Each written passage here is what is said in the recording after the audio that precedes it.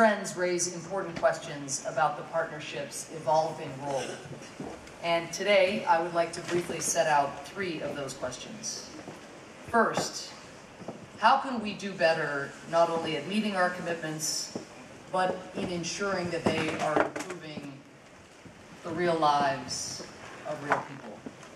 It is a problem, as others have noted, that a significant proportion of the 3,000 pledges made in our collective national action plans remain unfulfilled. That's a problem.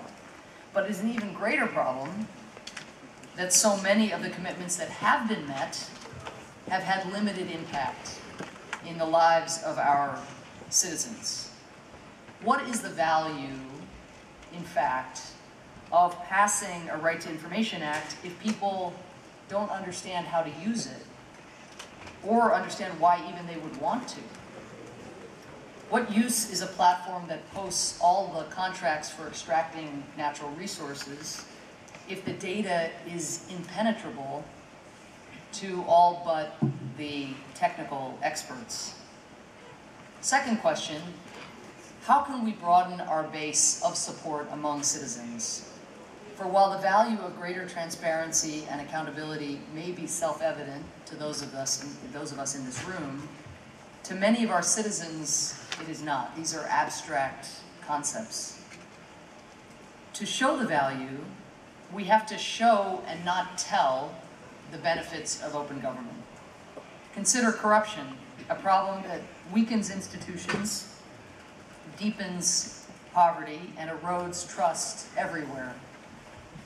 It is no surprise that efforts targeting corruption resonate with citizens, such as the registries that Ireland and Chile have set up requiring lobbyists to report every time they meet with a public official.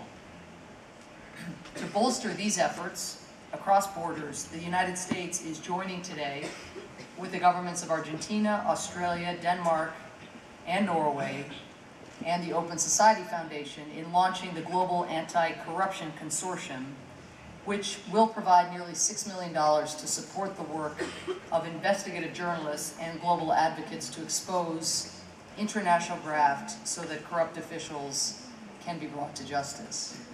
Third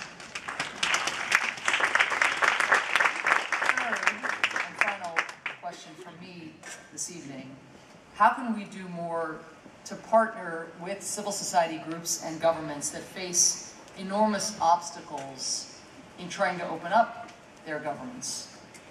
Because sometimes the desire to do right and the boundless energy that so many reformers within government and so many advocates outside bring are not enough to break out of cycles of impunity, not enough to overhaul institutions that have gotten used to acting as if citizens serve them rather than the other way around. You need robust support, training, and outside expertise. Yet, while virtually every problem that each of the member countries are confronting has been tackled somewhere before by an NGO or a government sitting in this very room, and despite all of the working groups and peer platforms that we have set up and our access to virtual communities, our ability to create virtual communities, most countries are still largely going it alone.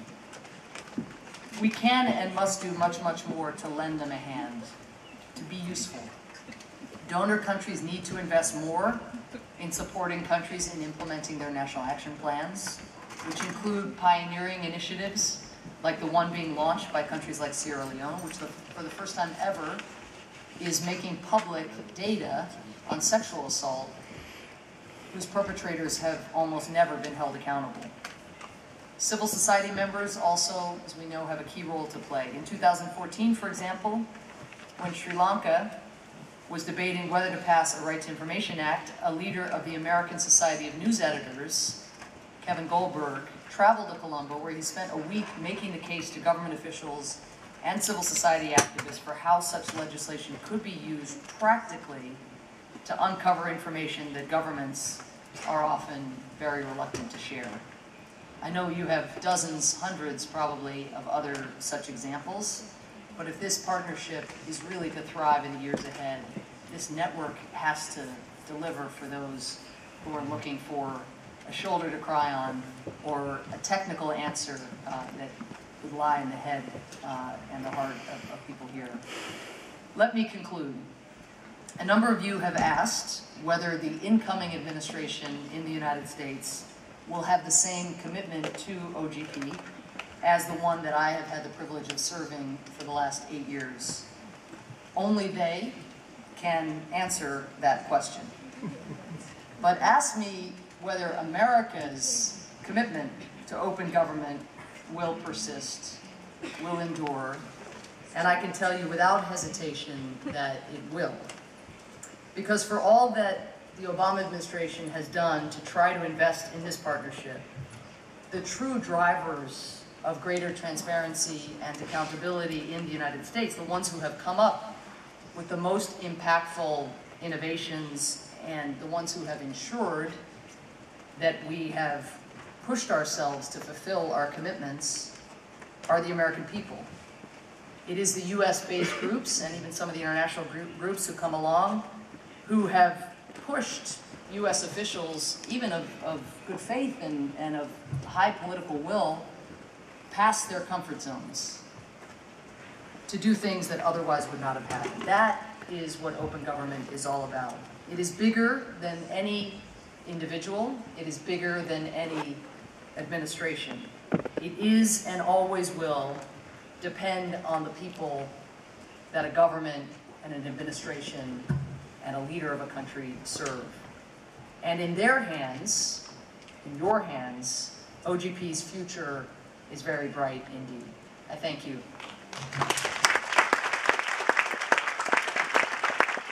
Thank you, indeed, Ambassador. J'invite maintenant Sanjay Pradhan.